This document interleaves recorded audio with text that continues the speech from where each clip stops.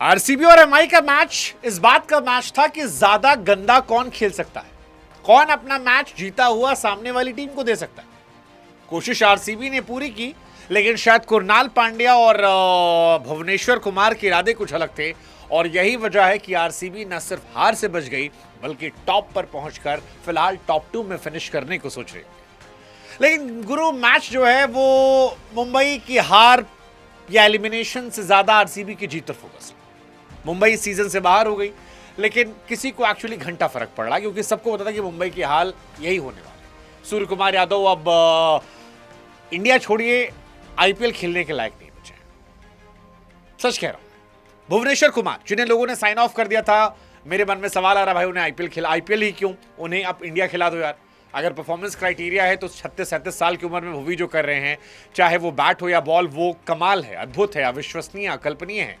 और कुरनाल, यार क्या अंडररेटेड पांड्या, यार क्या अंडररेटेड पांड्या। सबकी निगाहें दुनिया में जो हैं वो हार्दिक पांड्या पर होती हैं, लेकिन कुरनाल पांड्या ने, उफ, व्हाट अ प्लेयर यार, व्हाट अ प्लेयर यार। खैर, इस मैच की जहां तक कहानी है, मुंबई 166 बनाती है 20 ओवरों में। आखिरी बॉल पर एब्सोल्यूट सिनेमा वाले ओवर में आरसीबी मैच जीत जाती है। हालांकि इस मैच को हराने के लिए रोमारियो शेफर्ड ने पूरी कोशिश की थी कि आरसीबी हार जाए। 11 गेंदों पर सिर्फ 4 रन बनाए थे, वो भी तब जब बैंड बजी पड़ी थी। रोमारियो शेफर्ड क्यों खेल रहे हैं, किस कोटे से खेल रहे हैं, मुझे नहीं पता, लेकिन जिस तरह से वो खेल रहे हैं वो आरसीबियंस के जज्बातों से खेल रहे हैं। आखिरी 6 गेंदों पर 15 रन चाहिए थे। मुंबई इंडियंस ने भी अजीबोगरीब फैसले लिए, मतलब राज बाबा से ओवर करवाया, क्यों करवाया पता नहीं। उनके पास इंपैक्ट प्लेयर का ऑप्शन शार्दुल ठाकुर था, लेकिन वो शर्मा जी को लेकर आए, और हैरानी की बात यह कि रघु शर्मा को लाए तो उनसे ओवर ही नहीं कराया। और इस आईपीएल में केवल 2 ही बार ऐसा हुआ है कि इंपैक्ट प्लेयर को लाया गया है और उससे बॉलिंग नहीं कराई गई, और दोनों बार मुंबई ने किया है। एंड दैट इटसेल्फ डिफाइन कि मुंबई इंडियंस अगर बाहर हुई है तो क्यों बाहर हुई है। मतलब अगर आप इंपैक्ट प्लेयर लाकर आप खिलाओगे ही नहीं तो क्या होगा। और उसी का नतीजा था कि राज बाबा से आप ओवर करवा रहे थे। राज बाबा इज गुड, बट यार आखिरी ओवर का प्रेशर वो झेल नहीं पाए। पहली बॉल वाइड फेंकी, दूसरी बॉल जो थी रोमारियो शेफर्ड को नो बॉल फेंकी, रोमारियो उसमें भी डॉट खा गए थे, लेकिन तीसरी गेंद फिर गई फ्री हिट। मतलब पहली वाइड, दूसरी नो, तीसरी फ्री हिट, उसमें भी बेचारे जो हैं ये जैसे तैसे 1 रन ले पाए। फिर राज बाबा ने 1 रन लिया, मतलब उनको भी वाइड फेंकी और कहानी काफी गई। उसके बाद रोमारियो शेफर्ड डॉट बॉल खाते हैं, उसके बाद वो आउट हो जाते हैं, और तब लगता है कि शायद जो मैच है वो खिसक गया मुंबई की तरफ, क्योंकि 3 गेंदों पर बहुत ज्यादा रन थे। मतलब उस वक्त लग रहा था कि शायद कहानी नहीं होगी, 10 रन शायद चाहिए थे, 10 या 9 रन चाहिए थे। लेकिन फिर किस्मत खराब होती है, भुवनेश्वर कुमार को वाइड, और फिर भुवनेश्वर कुमार जिन्होंने 4 विकेट निकालकर मुंबई इंडियंस की कमर तोड़ी थी, छक्का मारकर मुंबई से मैच छीन लिया। क्या कमाल का छक्का था, कमाल का छक्का था। मतलब उस शॉट पर भुवनेश्वर कुमार को कुरनाल पांड्या से छीन कर मैन ऑफ द मैच देना चाहिए। मतलब कुरनाल और भुवनेश्वर में आप किसको मैन ऑफ द मैच देंगे, इस पर आज लड़ाई हो सकती है, क्योंकि दोनों की परफॉर्मेंस ऐसी थी जिस पर आप सीटियां बजा सकते हैं। बट आई थिंक वो एक कमाल था। फिर सिंगल जाता और आखिरी गेंद पर मुंबई इंडियंस में महिला जयवर्धने से लेकर सबका दिमाग लगता है, और जब ज़्यादा दिमाग लगते हैं तो फिर कहानी पलट जाती है, और कहानी पलटी एग्रेशन विराट कोहली के रिएक्शन में, और फिर मैच जो है वो आरसीबी जीत जाती है। आरसीबी के जीतने का मतलब है कि मेरी दोनों फेवरेट टीमें बाहर जाती हैं, मुंबई इंडियंस और लखनऊ सुपर जायंट, दोनों इस आईपीएल से पूरी तरह से बाहर हो गई है। आरसीबी जो है वो टॉप पर हो गई है। हालांकि ये वो आरसीबी नहीं है जिसको शुरुआत में मैं टॉप पर देख रहा था, ये वो आरसीबी है जैसे तैसे टॉप पर पहुंच गई है, क्योंकि अभी भी ये टीम अपना बेस्ट क्रिकेट नहीं खेल रही है। बॉलिंग में ये टीम जो है सिर्फ भुवनेश्वर कुमार पर डिपेंडेंट है। बैटिंग इस टीम की बहुत जबरदस्त कोलैप्स हो रही है। हालांकि फिल सॉल्ट आने वाले हैं तो शायद वो चीजें बेहतर हो जाए, लेकिन ये टीम संघर्ष कर रही है। आज दोनों टीम से कई खिलाड़ियों ने हारने की कोशिश की। हालांकि मुंबई से दीपक चहर ने जोर लगाया, बुमराह ने जोर लगाया, कॉर्बिन बॉश ने जोर लगाया, लेकिन कुरनाल और भुवनेश्वर की जो जोड़ी थी उसने आई थिंक मैच पलट दिया। Krunal Pandya, again I am saying what an underrated Pandya. हालांकि कुरनाल का अगर वो कैच तिलक वर्मा ने पकड़ लिया होता, जो नमन ने अंदर जाकर पकड़ा था और फिर बाहर फेंका, और उसको पकड़ा जाना चाहिए था लेकिन तिलक वर्मा देखते रह गए, तो शायद ये मैच पलट जाता। क्योंकि उस ओवर में अल्लाह गजनफर के अगर वो कैच पकड़ा जाता तो शायद अगले 2 छक्के ना लगते, और वो 2 छक्के ना लगते तो रन रेट काफी बदल जाता। रोमारियो शेफर्ड के बल्ले पर बॉल आती नहीं है, कुरनाल आउट होते, नीचे इतने प्लेयर थे नहीं जो छक्के चौके मैच जिता पाते। एंड आई थिंक वहीं से मैच पलट गया। कुणाल पांड्या 46 गेंद 73 रन। आज जितनी तारीफ आप उन्हें करेंगे उतना कम है, क्योंकि उनके बारे में बातें नहीं होती हैं, उनके लुक की बातें होती हैं, उनके भाई की बातें होती हैं, उनके एक्शन की बातें होती हैं, but Kunal the clutch Pandya की बातें कम होती हैं। और आज वो क्लच प्लेयर दिखा, 46 गेंदों पर 73 रन, 4 चौके 5 छक्के, टफ सिचुएशन में, तब जब विराट कोहली 0 पर आउट हो गए थे, तब जब बैथल के बैट से रन नहीं आ रहे थे, पडिक्कल फ्लॉप हो गए थे, पाटीदार फ्लॉप हो गए थे, उसके बाद कुणाल पांड्या ने ये मैच बनाया। और इसीलिए मैं कह रहा हूं कि ये रिमार्केबल इनिंग है, कमाल है, अद्भुत है, जितनी आप तारीफ करें उसी कम है। वो स्ट्रगल कर रहे थे, उन्हें क्रैम्प्स आ रहे थे, लेकिन खड़े खड़े वो छक्के मार रहे थे। 46 गेंदों पर 73 रन, वो पारी है जिसे लंबे समय तक याद रखना चाहिए। और आखिर में भुवनेश्वर कुमार का वो छक्का भी, जिसे आप शॉट ऑफ द मैच कह सकते हैं, क्योंकि वो शॉट टीवी एक्चुअली मैच पूरी तरह से पलट गया था। मतलब ये सारी कहानी, आरसीबी ने भुवनेश्वर कुमार को जब 10 करोड़ रुपए में खरीदा था तब बहुत सारे लोग क्वेश्चन था, लेकिन भुवनेश्वर कुमार आज बॉलिंग ऐसी कर रहे हैं कि आप उन्हें आईपीएल छोड़िए, इंडियन टीम में खिलाने की बातें चल रही। एवरीबडी इज सेइंग कि अगर परफॉर्मेंस क्राइटेरिया है तो भुवनेश्वर कुमार इंटरनेशनल क्रिकेट में क्यों नहीं है। और भुवनेश्वर कुमार अगर आज ऑक्शन में जाएं तो शायद 25-30 करोड़ रुपए लोग उनको देना पसंद करेंगे। मतलब आप ये सोचिए कि वो हर मैच में बैटिंग यूनिट को डिस्ट्रॉय कर रहे हैं, हर मैच में। भुवनेश्वर कुमार ने इस मैच में 4 ओवर में 24 रन देकर 4 विकेट निकाले। विकेट किसके? रोहित शर्मा का, जो 250 के स्ट्राइक रेट से खेल रहे थे, रियान रिकल्टन का, again solid player, Surya Kumar Yadav का, और तिलक वर्मा का। मतलब 4 बड़े प्लेयर जिन्होंने मुंबई इंडियंस में खेलते हैं, जो इंडिया के लिए खेलते हैं या वर्ल्ड क्रिकेट में खेलते हैं, उनको उन्होंने आउट कर दिया। 11 मैचेस में भुवनेश्वर 21 विकेट, 15 का एवरेज है, 7 की इकॉनमी है, 12 का स्ट्राइक रेट है। आई मीन जितनी तारीफ आप करें भुवनेश्वर कुमार की उतनी कम है। भुवनेश्वर कुमार को इंडिया खेलना चाहिए, ये मेरा मानना है। और उनकी परफॉर्मेंस चीख चीख कर कह रही है। आप उनके स्टार्ट्स देखो, पहला मैच 4 ओवर 1 विकेट 31 रन, दूसरा मैच 4 ओवर 3 विकेट 41 रन देकर, फिर 37 रन, फिर 38 रन, फिर 3 विकेट 27 रन देकर, 3 विकेट 26 रन देकर, 1 विकेट 31 रन देकर, 3 विकेट 5 रन देकर, 3 विकेट 28 रन देकर, 34 रन, आज 4 विकेट 23 रन देकर। पर्पल कैप होल्डर है भाई, 37 सालों की उम्र में। भुवनेश्वर कुमार के 21 विकेट हैं, उसके बाद नए नए लड़के हैं, अंशुल कंबोज 19 विकेट है, और भुवनेश्वर ये सारा काम 36 साल की उम्र में कर रहे हैं। इससे पहले भी मल्टीपल टाइम्स वो पर्पल कैप होल्डर बन चुके हैं। क्यों उन्हें लोगों ने छोड़ा था, मुझे आज तक समझ नहीं आ रहा। हैदराबाद ने क्यों छोड़ा था? हैदराबाद की जान थे वो एक जमाने में। मतलब 2025 भी देखो तो 14 मैच में 17 विकेट, इस बार तो सारे रिकॉर्ड तोड़ दिए, 11 मैच में 21 विकेट। और जिस तरह से वो चल रहे हैं, मुझे लगता है कि अगर इंडियन टीम उनको नहीं खिलाती तो ये इंडिया का नुकसान है। भुवनेश्वर कुमार एक आखिरी चांस डिजर्व करते हैं ब्लू में, और ये बनता है भाई साहब उनका।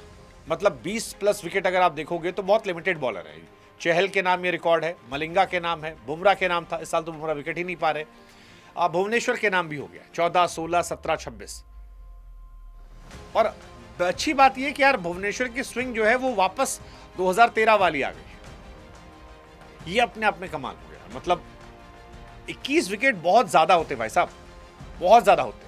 बहुत सारे लोग मजाक उड़ा रहे थे भुवनेश्वर का। जब मैं फिर कह रहा हूं कि जब वो आरसीबी के लिए आए थे तो उन्हें रन मशीन माना जा रहा था कि यार ये तो पिटाएंगे, 35 साल का प्लस हो गया। बट भुवनेश्वर कुमार ने एक्चुअली मैच पूरा पलट कर रख दिया। और भुवनेश्वर इस वक्त आरसीबी के इकलौते बॉलर है जिन पर आरसीबी बहुत बहुत बहुत ज्यादा रिलाई करती है। इन्हीं की लीडरशिप की वजह से रसिक डार सलाम बच जाते हैं, शेफर्ड बच जाते हैं, स्पिनर बहुत बड़ा इम्पैक्ट छोड़ नहीं पा रहे हैं। तो ये सारी चीजें इसलिए पॉसिबल हो रही है आरसीबी में क्योंकि भुवनेश्वर कुमार एक तरफा आपको मैचेस जिता रहे हैं। उनके 4 ओवर में कोई रन नहीं बना पा रहा।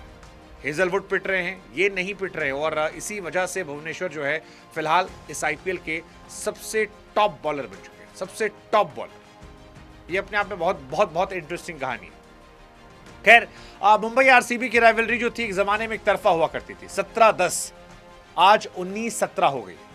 2 मैच और आरसीबी जो है वो मुंबई को हराने के रिकॉर्ड से आगे बढ़ जाएगी। वो लेगेसी जो रोहित शर्मा ने एक जमाने में क्रिएट की थी वो शायद खत्म होती जा रही है, और ये उनके लिए बड़ा डिसअपॉइंटमेंट होना चाहिए। हाँ, मतलब मुंबई ने रोहित शर्मा से कैप्टेंसी छीन के बर्बाद कर दी, एक्चुअली बर्बाद कर दिया। साल 2 साल चुपचाप देना चाहिए था। अगली लीडरशिप के चक्कर में उन्होंने बिल्कुल खत्म कर दिया, और वो खत्म हो गई, टीम खत्म हो गई। मतलब 9-10 पे फिनिश करने वाली है। कंपटीशन चल रहा है लखनऊ मुंबई में, कौन आखिरी में खत्म करेगा। आज वैसे विराट का भी दिन खराब था। विराट कोहली एमआई के सामने आज तीसरी बार 0 पर आउट गए, लगातार 2 मैच में हो गए हैं। ये उनके लिए डिसअपॉइंटिंग था। मतलब ठीक है, एमआई के सामने आरसीबी अच्छा कर रही है, लेकिन विराट 3 बार आउट हो चुके हैं 0 पे। पिछले 9 मैचेस में एमआई आरसीबी में 7 मैचेस आरसीबी जीती है। दैट डिफाइंस कि आरसीबी कितनी स्ट्रांग है, मुंबई कितनी कमजोर है। हालांकि मुंबई से सिर्फ एक कोशिश थी कॉर्बिन बॉश की, 4 ओवर 4 विकेट 26 रन देकर। उन्होंने भी आज मिडिल ऑर्डर तोड़ा। रजत पाटीदार को आउट किया, बेथल को आउट किया, जितेश शर्मा को आउट किया, टिम डेविड को आउट किया। एक ओवर तो मेडन डाला था उन्होंने, जो अपने आप में कमाल था, और उन्हीं की वजह से मैच बना था। उनके शुरुआत में दीपक चहर, बीच में कॉर्बिन बॉश, आखिरी के ओवर में बुमराह का जो अच्छा स्पेल था। बुमराह का प्रॉब्लम बस ये कि बुमराह विकेट नहीं निकालते हैं, केवल वो डॉट बॉल कराते रहते हैं, तो ये एक अपने आप में कहानी है। बट आरसीबी फिलहाल टेबल टॉपर है। एसआरएच को हराया, सीएसके को हराया, एमआई को हराया, एलएसजी को हराया, जीटी को हराया, डीसी को हराया, फिर एमआई को हराया। 7 मैच जीते हैं, 14 उनके पॉइंट्स हो गए हैं। राहें आसान हैं, लेकिन लड़ाई जो है उनकी इस बात की होगी क्या टॉप 2 में फिनिश करेंगे, क्योंकि टॉप 2 में अगर आप फिनिश करते हैं तो आपको एक मैच एक्स्ट्रा खेलने का मिलता है, जिसकी वजह से आप टूर्नामेंट से बाहर नहीं होते हैं, और ये बहुत टफ हो जाएगा। बिकॉज पंजाब भी कोशिश करेगी, एसआरएच कोशिश करेगी, जीटी जो है वो भी कोशिश करेगी, सीएसके भी धीरे धीरे ऊपर आ रही है, तो ये सारी चीज़ें। लेकिन कुछ लोग बाहर भी जा रहे हैं, जिसमें सूर्य कुमार यादव हैं। मतलब सूर्य कुमार यादव यार बिल्कुल ख़त्म खेल फर्रुखाबादी हो गया, पहली बॉल पर आउट हो गए। इससे पहले 12 रन थे, उससे पहले 5 रन थे, 15, 1, 33, 6, 51, 16। मतलब अनरियल जो है वो डाउनफॉल सूर्य कुमार यादव का देखने को मिला, और ये भी मुंबई की हार की बहुत बड़ी वजह। खैर, मुंबई हार गई, टूर्नामेंट से बाहर है। अगर मैच की बात की जाए तो आज आरसीबी ने टॉस जीता, गेंदबाजी करने का फैसला किया। रियान रिकल्टन आज चले नहीं। रोहित शर्मा अच्छा खेल रहे थे, 9 गेंदों पर 22 रन, लेकिन फिर भुवनेश्वर उनको आउट कर गए। नमन धीर वॉज प्लेइंग वेल।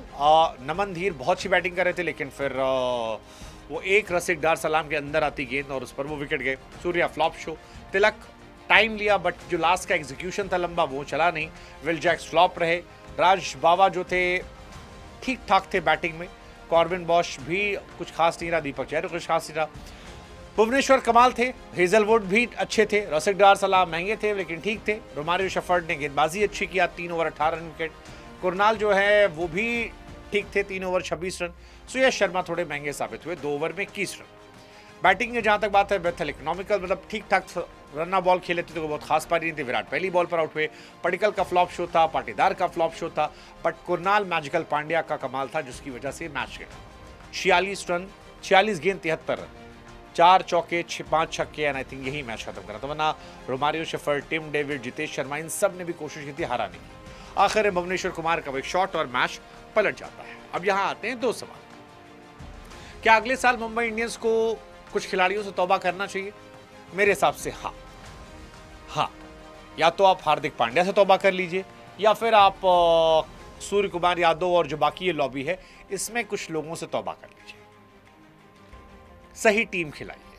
मुंबई ने बहुत एक्सपेरिमेंट किए साल, अजीबोगरीब एक्सपेरिमेंट। एक अच्छी टीम होने के बावजूद वो इस साल फ्लॉप रहे हैं, और इसकी बहुत बड़ी वजह है कि एक्सपेरिमेंट पे एक्सपेरिमेंट हो गया, बहुत एक्सपेरिमेंट हो गया, और इतने एक्सपेरिमेंट पे आप मैचेस नहीं जीतते हैं। आई थिंक ये एक बहुत बड़ी वजह रही। आरसीबी, उनकी प्रॉब्लम्स है, अभी 3-4 प्रॉब्लम है उनकी। प्रॉब्लम शेफर्ड बैटिंग में प्रॉब्लम कर रहे हैं उनके लिए। जितेश शर्मा बहुत बड़ी प्रॉब्लम कर रहे हैं। सुयश का इस साल इतना बड़ा इम्पैक्ट नहीं आ रहा, वो एक बड़ी प्रॉब्लम है। मिडिल ऑर्डर बीते कुछ मैचेस से कोलैप्स करने लगा है, ये एक बड़ी प्रॉब्लम है। But overall they are number 1, they have chance कि इस साल ट्रॉफी की तरफ फिर से बढ़े, बट उससे पहले टॉप 2 में फिनिश करना है। लेट्स सी, देखते हैं क्या होता है। फिलहाल चांसेस उनके बहुत ज़्यादा हैं फिनिश टॉप 4 में करने के। टॉप 2 लेट्स सी, देखते हैं क्या होता है। रन रेट तो उनका तगड़ा है। आपको लगता है टॉप 2 में फिनिश करेंगे? सीम्स लाइक कर सकते हैं। ट्रॉफी जीतेंगे? I am not sure. बीते कुछ समय से जो आईपीएल में हुआ है, जिस तरह से टीमों ने बदला है, जो जीटी फॉर्म में आई है, जो एसआरएच फॉर्म में है, एनीथिंग कैन हैपन। अपने दिन पर कुछ भी हो सकता है, और इसीलिए मुझे लगता है कि इंतजार करना पड़ेगा। बट मुंबई इंडियंस, आप बताओ क्या लगता है कि उनमें क्या क्या बदलाव होने चाहिए? मुझे लगता है कई लोगों से तौबा कर लेना चाहिए, और ऑक्शन में जाकर कुछ फ्रेश तरीके से जाकर टीम बनानी चाहिए। मतलब टीम उनकी ठीक है, बट कुछ लोगों को बाहर करने से टीम का बैलेंस बेहतर हो जाए। अभी नाम ज्यादा बढ़े, परफॉर्मेंस पे नहीं ले रहे। थोड़ा परफॉर्मेंस पे लेंगे तो शायद इतनी बुरी टीम नहीं थी कि 9-10 नंबर फिनिश करें। What's your take, let us no.